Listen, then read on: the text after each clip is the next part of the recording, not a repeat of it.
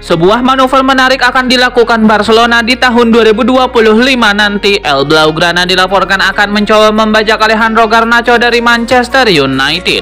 The Sun melaporkan bahwa sang winger 20 tahun ini berpotensi kembali ke Spanyol pada musim depan.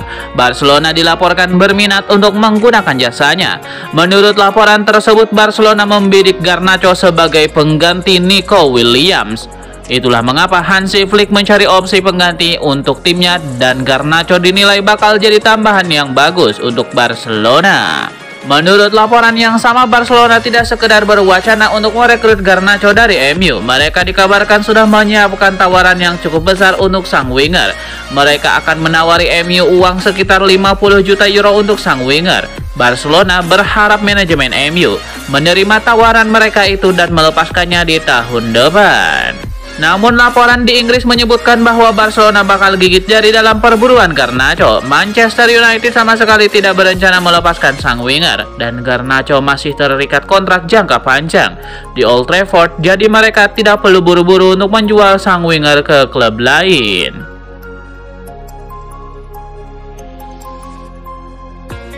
Legenda sepak bola Belanda, Ruud Gullit, mengatakan Joshua Zirkzee mestinya memilih gabung AC Milan ketimbang ke Manchester United. Joshua Zirkzee sejauh ini sudah tampil sebanyak 9 kali bagi MU, tapi performanya kurang sesuai ekspektasi dan ia baru mengemas 1 gol. Ruud Gullit kemudian berbicara soal keputusan Joshua Zirkzee pindah ke Manchester United. Ia mengatakan harusnya sang kompatriot bergabung ke AC Milan. Ruud Gullit menyayangkan kepindahan Joshua Zirkzee ke Manchester United.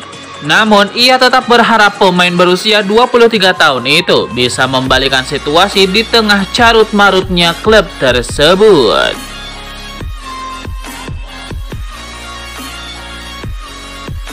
Manajer Manchester United Erik ten Hag mengaku antusias dengan kembalinya Rasmus Højlund ke tim utamanya. Ia yakin dengan ketajaman sang striker, peruntungan setan merah bisa berubah.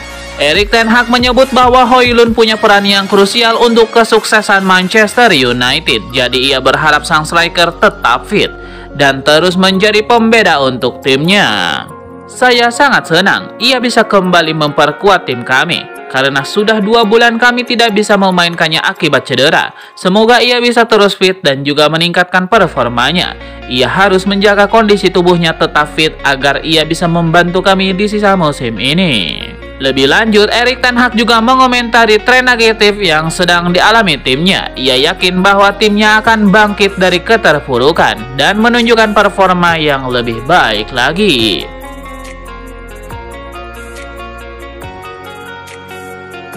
Manajer Manchester United Erik ten Hag buka suara terkait kondisi Kobbie Mainoo. Ia menyebut bahwa ia belum bisa memastikan apakah sang gelandang bisa bermain atau tidak melawan Aston Villa.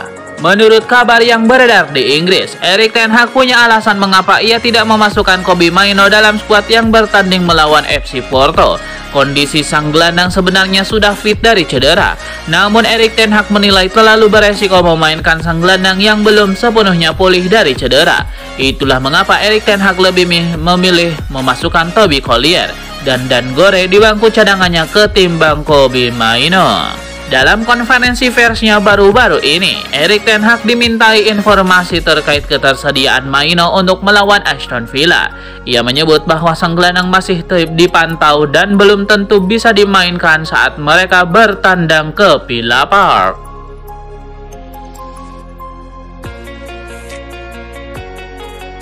Barcelona tetap sabar dalam pendekatannya kepada Frenkie de Jong. Dengan situasi kontraknya terus menimbulkan kekhawatiran di Camp Nou, kesepakatan baru telah ditawarkan selama berbulan-bulan, tetapi hingga saat ini belum ada tanggapan dari gelandang asal Belanda tersebut. Kontrak de Jong saat ini akan berakhir pada 2026, tetapi Barcelona sangat ingin memperpanjang masa baktinya. Proposal klub tersebut mencakup pengurangan gajinya untuk membantu meringankan masalah keuangan yang sedang dihadapi oleh mereka. Namun sang pemain sendiri tidak terburu-buru untuk membuat keputusan tentang masa depannya. Meskipun kemungkinan ia akan segera membuat keputusan. Menurut laporan dari Sport, raksasa Liga Inggris yaitu Manchester United dan Chelsea adalah dua klub yang mengamati situasi De Jong di Barcelona. Jika De Jong tidak menandatangani kontrak baru, maka mereka kemungkinan akan menjajaki kemungkinan untuk merekrutnya. Selain itu, Bayern Munchen dan Paris Saint-Germain juga telah menunjukkan minat pada gelandang tersebut. Jelas bahwa Barcelona tidak berniat untuk membiarkan De Jong menyelesaikan kontraknya hingga habis. Jika ia tidak segera menandatangani kontrak baru, waktunya di Catalonia pasti akan berakhir lebih cepat daripada yang diharapkan. Terdapat perkembangan signifikan dalam karir Frenkie De Jong di Barcelona, dengan MU dan Chelsea yang diyakini masih terus memantau gelandang asal Belanda tersebut. Pentingnya Frenkie De Jong bagi Barcelona sudah tidak diragukan lagi, mengingat kontribusi gol dan asisnya yang rutin dari lini tengah. Menurut Transfer Market, tidak heran jika ia diminati oleh beberapa klub terbesar Eropa. Fabrizio Romano memberikan update penting terkait kader pemain asal Belanda tersebut.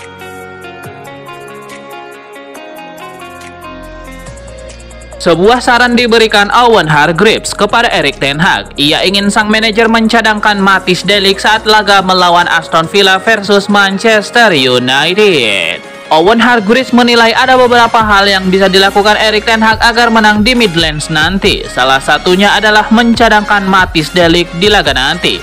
Dalam wawancaranya di TNT Sport, Owen Hargreaves menilai Matthijs de Ligt sudah menjadi titik lemah MU yang baru. Ia menilai sang bek bermain dengan sangat buruk saat melawan FC Porto, sehingga ia dinilai bakal jadi beban jika dimainkan melawan Aston Villa nanti. Menurut Owen Hargreaves, alih-alih de Ligt, Ten Hag bisa mengandalkan Harry Maguire di jantung pertahanannya. Ia menilai Maguire telah membuktikan dirinya lebih baik ketimbang Matthijs de Ligt, sehingga Maguire wajib jadi starter di laga ini.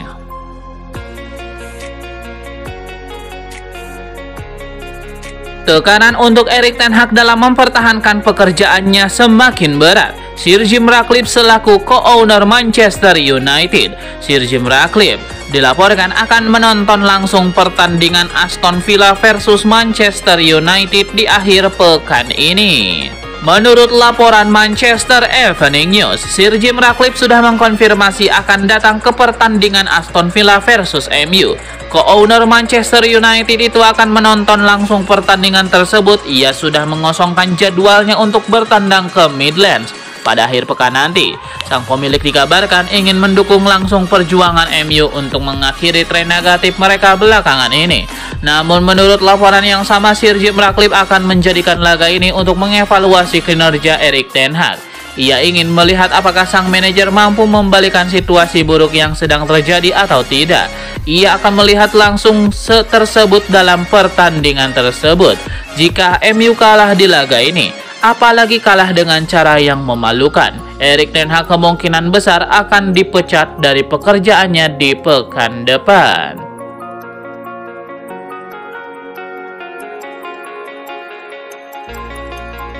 Satu di antara pemilik MU, Sir Jim Ratcliffe, menolak memberikan jaminan masa depan Erik ten Hag di Old Trafford, sekaligus mengakui bahwa klub tersebut belum berada di tempat yang seharusnya di bawah pelatih yang sedang dalam tekanan tersebut. Ratcliffe memiliki kesempatan untuk meredam spekulasi mengenai kemungkinan Erik ten Hag dipecat saat ia berbicara menjelang pertandingan krusial Premier League antara MU versus Aston Villa yang akan berlangsung besok. Pernyataan pria berusia 71 tahun itu mengenai kondisi MU saat ini justru tidak memberikan sinyal positif bagi Ten Hag yang sedang berjuang untuk mempertahankan posisinya sebagai manajer. Keterpurukan tim menambah tekanan kepada Ten Hag yang sebelumnya hanya selamat dari posisi ke-8 yang mengecewakan musim lalu setelah Ratcliffe dan para penasihatnya melakukan tinjauan internal terhadap 2 tahun yang penuh gejolak bagi pelatih asal Belanda tersebut. Ratcliffe dikabarkan sempat berbicara dengan mantan manajer Bayern Munchen dan Chelsea Thomas Tuchel terkait posisi manajer MU selama tinjauan tersebut, sebelum akhirnya memutuskan untuk tetap mempercayakan posisi tersebut kepada Ten Hag yang berhasil membawa United memenangkan final Piala FA secara mengejutkan melawan Manchester City pada Mei lalu. Ratcliffe menegaskan bahwa keputusan terkait nasib Erik ten Hag akan dibuat bersama dengan Direktur Olahraga MU yang baru dan Ashworth dan serta CEO klub Omar Berrada.